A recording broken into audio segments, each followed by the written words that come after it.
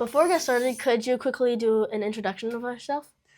Yes, my name is Jessica Fridrich. I work as a professor at Binghamton University, and I don't know what else is relevant. So what do you teach? Like, what do you study? So I work in media security. I do research with digital images and digital forensics and steganography.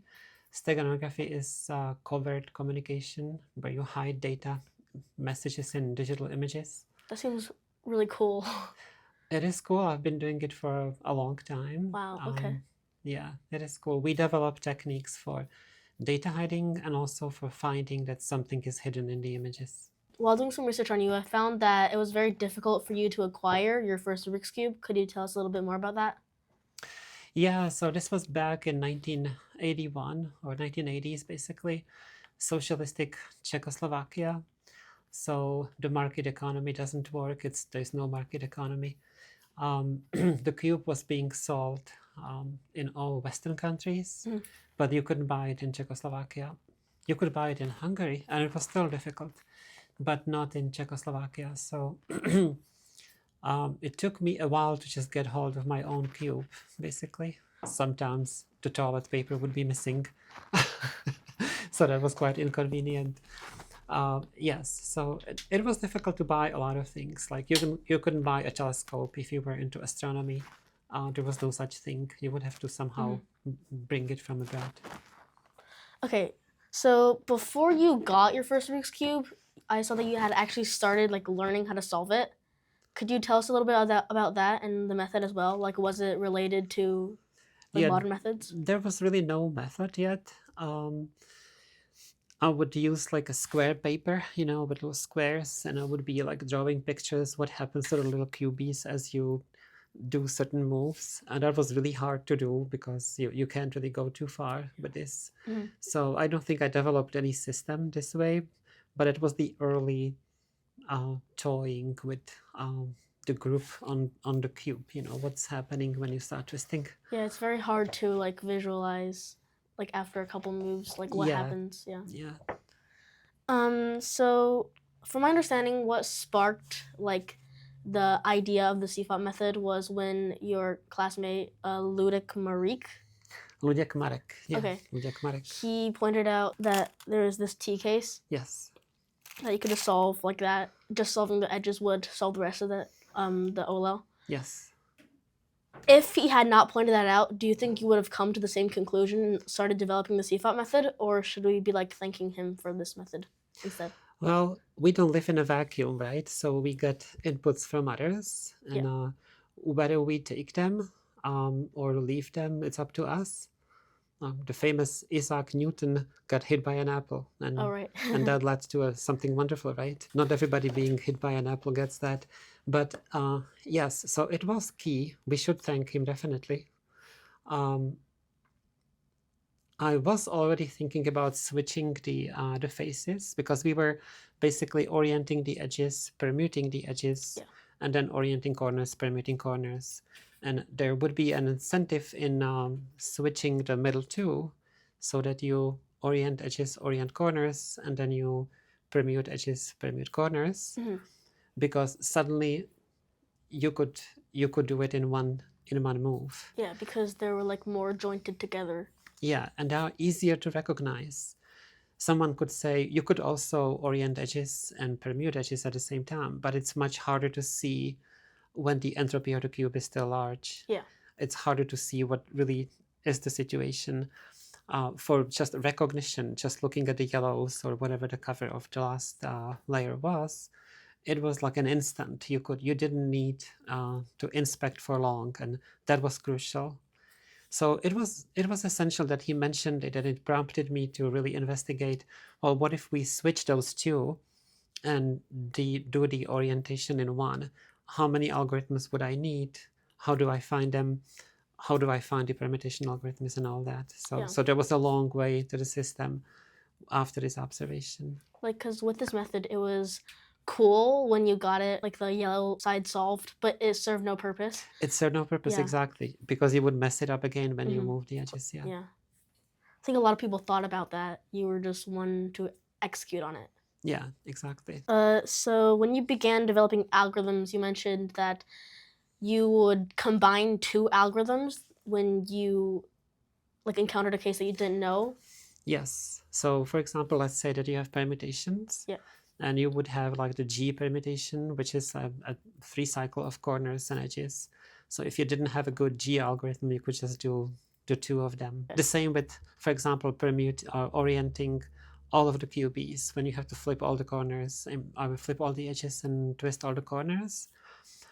You could also combine maybe T with something else, simply composing it. Imagine that you wouldn't have an algorithm for, I don't know, something like this. Oh, no, not this one. I don't know.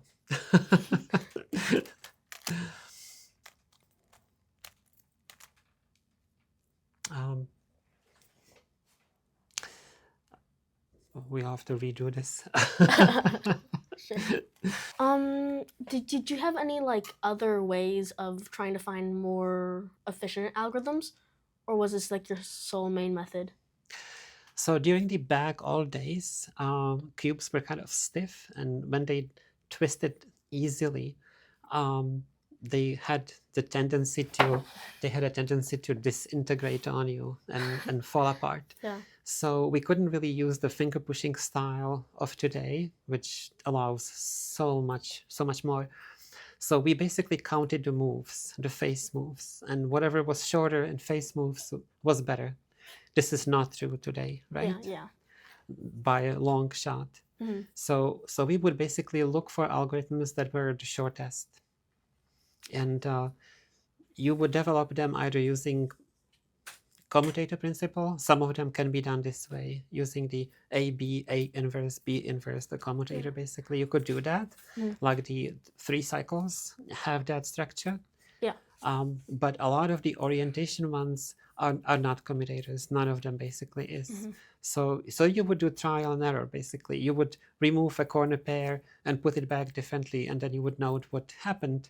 And you would also look at the inverse, because you might have 2 birds with one stone, and you keep going, basically. And this was tedious, it took time. There were some that resisted for a long time to get really well done, like the F permutation. That was the one that everybody hated. How did you manage to find one for F? Yeah. How did you manage at the end? Was it you or someone else? So we were initially we were counting in quarter moves. In quarter moves, it has to be an odd number in quarter moves. So we had an algorithm for 17 moves. And we knew that there must be something shorter, like for 15 moves. And we wanted something with face moves like 14. So I was using, until now, I use actually 2 of them, depending on how I end up holding the cube. So I would alternate between them. I'm not remembering every algorithm, how it came to be completely honest. That was more than 40 years ago. But at least one of them was developed by Mirek Golian, I believe. A friend of mine who was competing against me in the Czechoslovakian championship. Okay, so did you ever contemplate any other ways of solving the cube, or were you just fixated on the CFOP method? So in the beginning, as I said, it developed over years, basically. Yeah. It wasn't developed in one shot. So I had, like, for the first 2 layers, I used to simply do the first layer and then insert the QBs into the second layer. And I was developing techniques how to do 2 at the same time, how to bring 2 of the QBs from the third layer into the second layer. And I invested quite a bit into this, but in the end abandoned it in favor of the one that's used now. You just pair up a corner with it and put it in. Yeah. Initially, actually, when I was testing this method out, and when I watched people using it, it was one of the common methods. They were not too fast, so I was kind of doubtful that this is going to be good. And then one day I started experimenting with this, just out of curiosity, not trying to be to be fast, but just figuring out the moves, because not all of them are obvious how to do. And I quickly improved. So I figured it wasn't the systems method or this idea, fault, but people just didn't invest enough into this to build up the recognition time, because you need to really, as you know more than anybody else, Yeah. you need to. It's more demanding on recognition, basically, because you're not looking for another cube, but for another pair of Yeah. cubies. So that takes getting used to. But once you develop that recognition time, it's so much faster than anything ever before that I tried. So it's hard to like see if the method is worth it in the beginning because you're not Yeah, obviously not as good at it so you exactly. have to like push through. Yes. Sometimes you just have to abandon, then you get worse. Well, not now, but in the old days, you would try something else, get worse, but eventually speed up. Yeah. Yeah. So I never tried I never invested into corners first, which used to be popular in 1980s. Min Tai, the Yeah. first world champion, was using this method. I never invested into this one. Then there are other methods, as you know. I haven't tried them. So did you manage to solo develop like all 78 algorithms for last layer, or did you have help developing some? So I definitely had help, but I'm not sure how many, what's the percentage. I know I developed the vast majority of them, but if you ask me, well, 78, there is many more than that, because Yeah. there would be alternatives for one position. I would be using 2 or 3. So there's way more than 78. It's over 100. Yeah, but like the basic Yeah, cases. and it was kind of floating, like if we discovered a new algorithm for like the F permutation, I might switch to that, or I might switch to a different for Z permutation, simply because I found a way how to do it faster than the old algorithm. So it was kind of a floating system. It kept being I kept adjusting it and evolving it. It's not one rigid thing. So if you ask me how many of them were invented by me, I don't really know, but I would say the majority of them. Okay. Yeah. You mentioned that you were not really fixated on getting fast. You were just like focused on developing stuff. When you showed up at first place on the Czech championship like psych sheet, how did you feel? Were you surprised? I have to correct you. I was fixated on getting fast all the time. Okay, yeah. Actually, when I got my own cube finally in the summer of 1981, I started really practicing hard. And my aunt would ask me, why do you twist so hard and why do you practice so hard? And I told her, well, I know one day there will be a Czechoslovakian championship and I'm going to win it. So I was practicing for a non-existing championship yet. I know even the month, I think it was September 1981, the high school started, and I was chasing the world, basically. Yeah.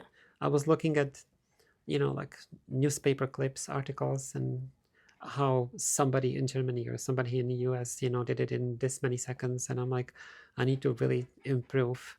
So I was competing with these imaginary rivals. I'm not sure if I deviated from your question by now. I forgot what my question was. Oh, okay. So how did you feel though when you saw yourself at first place on the ranking? Oh, it was surprising, but it also wasn't, because everywhere I went with Luděk Marek, we would usually compete, like together and go somewhere. People were not even close. We were both much faster than any of the local competitions that were happening in our town. So it was surprising, but at the same time wasn't as much. Were there any other people that like you were like, oh, like he's a big threat to me? So the biggest threat was Mirek Golian, and he helped with developing a lot of algorithms for pretty patterns that I have on my website, and so on. So I sense that he is the biggest threat, and he was the second. Yeah. Okay, so on your website you mentioned that the Czech championship was rebroadcasted after the competition to like who knows how many people.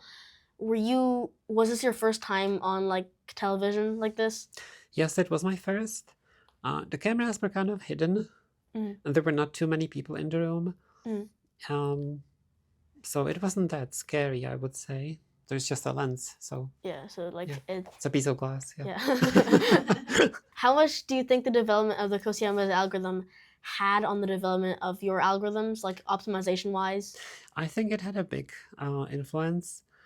Once this tool became available, you could develop algorithms by specifying you don't want to twist certain sides, or you don't want to use more than 3 or 4 sides. So you could find algorithms that were longer, not necessarily shorter, but easier for finger shortcuts. Yeah. So I think it had a big influence on developing modifications of the system, basically, that is more friendly for fingers. Yeah. So modern day, like wrist turning or like what you Yeah. normally did is like severely frowned upon. But I saw on your website, it's surprising what you can do like without like using your fingers. Yeah. Like I saw some of your finger tricks or like Yes. your cool things. It's pretty cool. Can you show like some of those right now? Yeah, I can. I mean, I never really switched to the modern Yeah. style of cube, of twisting the cube. Like cubes today are completely different than Yeah. what they used to be. As you know, we simply had to do this. I know it sounds funny in today's world, but there was no other way. You would be with finger pushing. You could do it, as I mentioned. Yeah. If you grease the cube enough, the old ones. But then you take a big risk on disintegrating on you, and then you have a DNF. So you had to be really careful. You had to go slower. Like, it's better to be safe than have the cubies all over the place. Yeah. Was lubrication or like greasing, Yeah. was that a big thing back then, or It was it was a big thing. Okay. People had different concoctions, like we were adjusting the springs, the tension and so on. And some people would use soap, some people would use silicone oil, and really, and one interesting thing that is less known, the cube that I used to win the Czechoslovakian championship in 1982, it wasn't mine. Whose was it? It was somebody who didn't make it to the finals, to the top 5. I really liked his cube, so I asked him, can I borrow it? So I won the championship with his cube, not mine. So the cube that got me that prize, I don't That's even crazy. have anymore. I mean, because it's somebody else's. Are you still up to date in the cubing community? I do follow speedcubing. I give interviews often online or through email or through Skype or in person. I've been involved with speedcubing all the time, basically. There's this exhibition that started at Liberty Science Center in New Jersey, the 40 Years of Cube. It started in 2014. So I contributed to that. I traveled to New York City to do some interviews there. So I'm constantly involved on this level. I don't compete. I don't think I'm probably the billionth person in the world now. Well, that nullifies one of my other questions. Dang it. How far did you think that the CFOP method or the Fridrich method could be pushed, and does it exceed your expectations nowadays? Does it exceed? Yeah. Not in my wildest dreams I would think that somebody could be this fast. Of course it does. And it's funny because I get this question very often, and I've got this question throughout the years so many times. Everybody wants to know the limits. And it was funny what I was predicting back in 1980s and then later in 2000s and so on. And I was always so wrong and so pessimistic that I just refused to say, well, it's going to be 1 second or 0.5 seconds. But if you want a number, I will say a number. So the optimal number of moves we know is up to 20, right? So you can always do it up to 20. If you do 10 moves per second, then you have 2 seconds limit. I would say 2 seconds. And also it's interesting how the optimal age for speedcubing is going down. You hit 20s and you're too old. Yeah. I mean, there are exceptions, but it's almost like that already now. So I love when something big happens, when records are broken. And everything's like, oh. It's all over the internet, and when people ask me. So could you tell us a little bit about your other interests other than like what you're studying and stuff like that? Yeah, so my work is one of my biggest hobbies. I always say if I didn't have to work, if I didn't need money, I would still be doing the same thing. I love my research, and I know it's a privilege what I just said. Not everybody is in this position, but besides my work, which would be too technical to talk about, I love other things, many other things. I love picture taking. I love landscape photography. I'm an avid landscape photographer. I travel to the Southwest maybe 3-4 times a year to take pictures. Arizona, Utah. So when did you get into photography? I always was interested in photography, but I wasn't interested in fussing with chemicals in a dark room. So that was what was keeping me away from really taking pictures seriously before. Once we moved to digital, it just became so much easier. So once we moved to digital, I became more and more interested. I also am fascinated by nature in general, the rock formations, Northern Lights. I could talk about that. I just got into Northern Lights shooting so much recently. Yeah. So that's a big thing. We have a fantastic solar maximum. So if you haven't seen them yet, you still have a chance. The sun has been active. So I started hiking. I started taking pictures while hiking, and I ended up hiking to take pictures. Yeah. Were there any that were like similar to cubing, like dexterity, finger, stuff like that? Oh, magic. Yeah. Oh. Golian is also into magic. Wow. I like magic. I could show some magic tricks. Yeah. Really? Yeah. Right now? Yeah, right now. Okay. 2 magical rubber bands.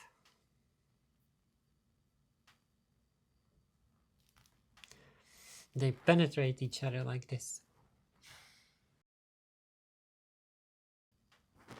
That could be a good intro.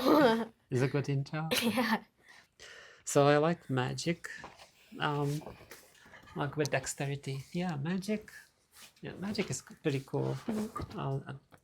Miragolian is also doing a lot of a lot of magic, actually, card tricks. To me, the level of dexterity that, for example, you have, or the top speed cubers have, is as close to magic as it gets. It's so hard to develop this level of skill, and you guys work so hard. That's pretty much magic. Once a skill becomes sufficiently advanced, it's indistinguishable from magic. Quote that. Okay, so here comes the big question. Yes. What do you average on 3x3? Oh, what do I average? Geez, I don't even know. I would say 20 seconds now. I'm really slow. Maybe if I really started practicing, I would go back to 17, which was my best. I would have to really retool the algorithms, go back, go switch to different twisting of the cube. It's just so much to invest that I just don't have. I don't have the drive now that I used to have. I'm not even sure if I would get into speed cubing today. I liked the unknown in 1980s. I like that you couldn't just go and just get all the answers to all your questions. I like that I was the one who could actually make this happen. This is why I really don't like chess, because you need to memorize so many openings, and I'm just not interested in that.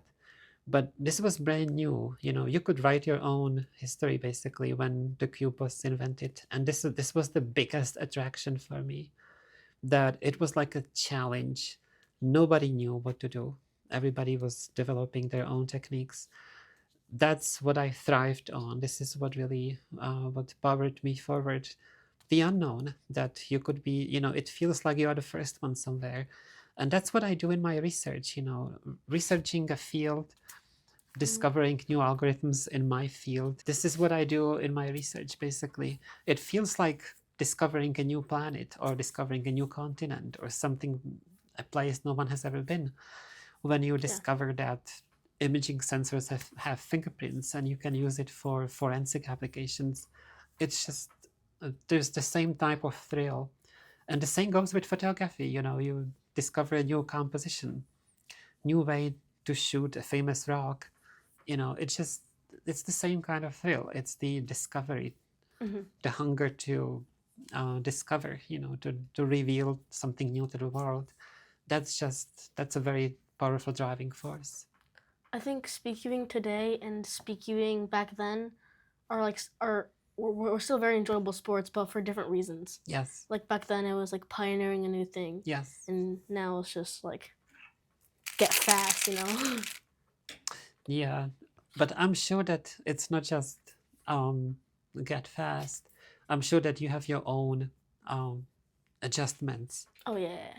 Like people are still unique. It's Mhm. not that people use, like everybody uses the same algorithms. Everybody uses the same strategy, philosophy. What do you think cubing would be like right now Mhm. without the Fridrich method? There wouldn't be cubing without CFOP. Somebody would have popularized it. Mhm. Good ideas get rediscovered. There are many cases and examples in science. Yeah. For example, the backpropagation algorithm for training neural networks was invented in 1974 by Paul Verbosch, and it was rediscovered, and today it's powering basically what we call AI. The same with fast Fourier transform. Just good ideas just get rediscovered today. So CFOP would be a part of speed cubing, in my opinion. Yeah, especially since it's so close to the layer by layer method. I think it would be a big part. Yeah. So that's all I have on this sheet.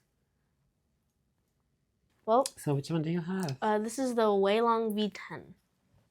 Does it have the magnets? Oh yeah, it does. It does? weaker though, the magnets. So the magnets are not visible really, right? Yeah. These are visible. Yeah, because they're adjustable, I believe, so you can take them out and put them back in like different ones. This one, they're just in the piece. Wow. This style is more popular today. The thing is, I can't solve it as fast if I turn like you do.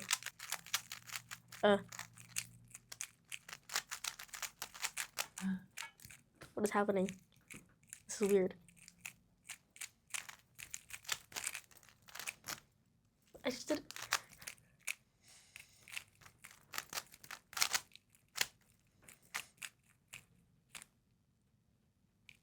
This is it's odd. So can you even do the algorithms? Yeah, I can. If you do it this way? If I do it fast enough, I can, because I have the muscle memory. Okay. It's amazing I can turn so fast like that. So I see you have this thing here. What is that? Oh yeah, so that's the Fridrich system. So this is my, I don't know, this will have one day a value.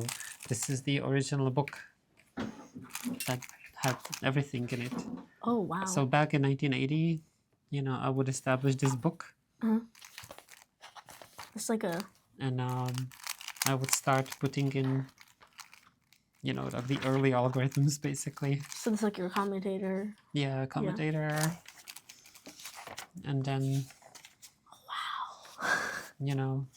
And eventually you move to a page where you see the system described. Rubik's signature. I saw that on your website. From 1982. Wow.